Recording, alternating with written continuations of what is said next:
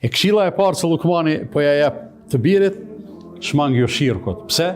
Për arsye se ky është rreziku më i madh. E duhun atë çka qenë ka, Allahut mos më i bësh shirk, po me e njësu Allahun me ibadet, me përulje, me përkushtim. E shirku është shmangje e rrezikshme prej kësaj rruge, edhe është zullum i madh.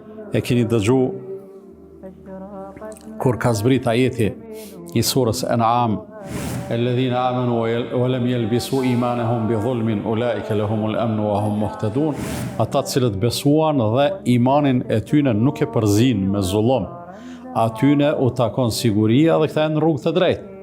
Sahabet kur e dëgjun këtë ajet u shqetësuan, thanë ja Rasulallah, na me besu po besojmë, po kush prej neve nuk e ka përzi imanin e vetë me zullum, se ton të paktën vetës i kemi bo zullum. Me ndoni mendim të keq, me ndoni fjalë të pamatën, me ndoni veprim të paqëllum. E pejgamberi sallallahu alaihi wasallam thotë, nuk është kjo punë që po ju shqetëson juve ashtu që keni kuptuar jo.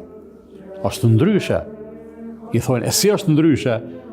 Ju thotë, a nuk e keni dëgjuar fjalën e Lukmanit e njeriu të urtë, i cili i thotë të birit, o bir, mos bëj shirk se shirku është zullumi i madh. Thotë po, e thotë, imani është shumë e rëndësishme mos përzihet me shirk, se për ato gabime tjera, të cilat në një farë mënyrë janë edhe njerëzore, janë të natyrshme, ato nuk e rrezikojnë esencën e imanit.